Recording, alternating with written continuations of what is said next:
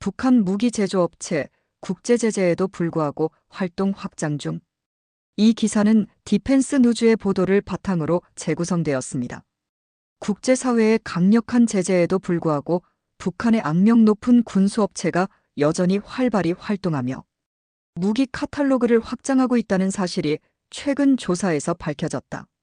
북한 김정은 정권은 전 세계적으로 수많은 위장회사를 운영하며 해외에서 무기를 판매하고 국내 군사 프로그램을 위한 부품을 조달하고 있다.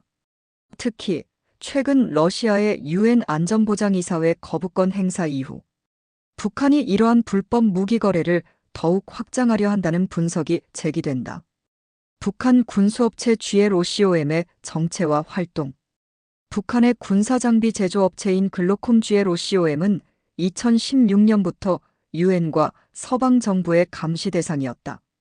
이 회사는 첨단 군용 통신 장비, 미사일, 부품, 지휘 통제 시스템을 판매하며 유엔은 이를 북한 정찰총국의 위장회사로 지목했다. 그러나 이러한 국제적 감시에도 불구하고 글로콤의 공식 웹사이트는 여전히 운영되고 있으며 2024년에는 새로운 제품을 추가하는 등 활동을 지속하고 있다. 2024년 글로콤은 미사일용 원격 측정 시스템을 새롭게 선보였다.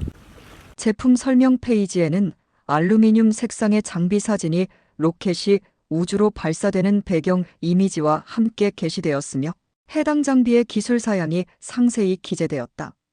특히 2024년 5월 10일 발표된 보도자료에서 글로콤은 우크라이나 전쟁에서 얻은 교훈을 반영했다고 밝혔다.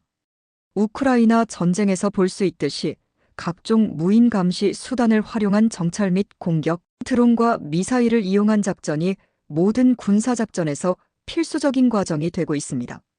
이러한 요구를 반영하여 GR8422광대역 데이터 송신기를 개발하였습니다. 제조사에 따르면 이 데이터 송신기는 전투기, 드론, 함선, 발사대, 탱크, 장갑차 등 다양한 플랫폼에 장착할 수 있다. 하지만 제품 홍보자료 어디에서도 북한과의 연관성은 언급되지 않았으며 오히려 글로콤은 제품 사진 속 한글 문구를 흐리게 처리하고 가상의 주소를 사용하는 등 철저하게 출처를 감추고 있다. 북한의 국제무기거래 네트워크. 북한은 무기 판매를 통해 외화를 확보하는 것을 최우선 목표로 삼고 있으며 이를 위해 수백 개에 달하는 위장회사를 운영하고 있다. 주요 고객은 무기 수출 금지 조치를 받고 있는 국가들이며 분쟁 중인 정부 또는 저렴한 군사장비를 필요로 하는 반군 세력과 민간 군사기업도 주요 구매자로 거론된다. 캘리포니아 소재 비확산 연구센터 제임즈 마턴 센터 포 난프럴리퍼레이션 스터디즈의 로버트 쇼 프로그램 디렉터는 북한 정부가 무기 거래를 더욱 확대하려는 의도를 가지고 있는 것으로 보인다고 평가했다. 그는 특히 글로콤이 단순한 군용 라디오에서 첨단 기술 장비 광고로 전환한 것은 상당한 변화라며 이들이 정확히 누구를 타겟으로 삼고 있는지 궁금하다고 덧붙였다. 글로콤의 공식 연역에 따르면 이 회사는 1996년에 설립되었으며 당시 북한의 낡은 레이더 시스템을 현대화하는 것이 목표였다고 주장한다. 그러나 유엔 조사에 따르면 글로콤은 싱가포르에 기반을 둔 펜시스템즈라는 회사와 연계되어 있으며 해당 회사는 같은 해 평양에 사무실을 개설한 것으로 확인되었다. 펜시스템즈의 대표는 유엔 조사에서 90년대 후반 북한 측 관계자로부터 사업 제안을 받았으며 당시에는 북한이 국제 제재를 받기 전이었기 때문에 합리적인 선택이라고 생각했다고 진술했다. 하지만 펜시스템즈는 2017년 이후 북한과의 관계를 부인하고 있으며 북한 내 사무실을 철수했다고 주장했다. 반면 유엔 조사에서는 2010년부터 2016년까지 글로콤의 책임자인 양수녀가 싱가포르와 말레이시아를 오가며 펜시스템즈 대표와 지속적으로 접촉한 기록이 확인되었다. 말레이시아 당국 또한 글로콤과 연계된 여러 북한 국적자들을 추적한 바 있으며 해당 인물들이 말레이시아에서 은행 거래를 통해 북한 정부를 지원한 정황도 포착되었다. 제재에도 불구하고 지속되는 활동.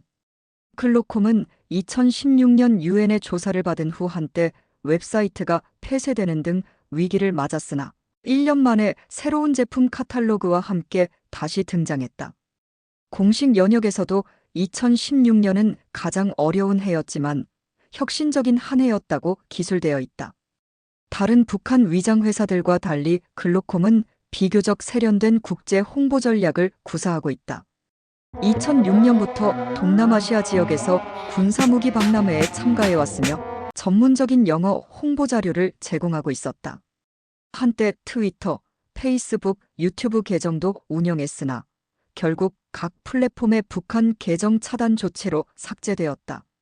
하지만 유엔 조사 결과 클로콤은 에리트레아, 시리아, 에티오피아 등 여러 국가에 무기를 판매한 것으로 밝혀졌으며 2022년 에티오피아군에 군용 라디오를 공급한 정황도 확인되었다.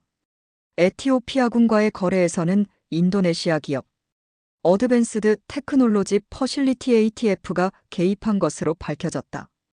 ATF는 과거 유엔 조사에서 클로콤 제품을 EDSAT라는 브랜드명으로 판매했던 사실이 드러남다 있다. 2022년 11월 에티오피아 언론에 보도된 사진에서는 에티오피아군 참모총장이 북한제 군용 라디오를 사용하는 모습이 포착되기도 했다. 러시아와 북한의 무기 협력 가능성. 최근 러시아의 우크라이나 침공과 국제정세의 변화는 북한 무기 거래에 새로운 기회를 제공하고 있다. 러시아는 유엔 안전보장이사회에서 북한 제재 강화를 막아주고 있으며 북한과 군사 협력을 강화하고 있다. 전문가들은 북한이 이를 활용해 더욱 적극적으로 무기 수출을 시도할 가능성이 크다고 분석한다. 유엔 북한 제재 감시위원회가 2023년 러시아의 거부권 행사로 해체되면서 북한의 무기 거래 및 제재 회피 활동을 감시할 주요 기구가 사라졌다. 이에 따라 북한 군수업체들이 더욱 대담하게 활동할 가능성이 높아졌으며 국제사회가 이를 저지할 방안을 모색해야 할 시점이다.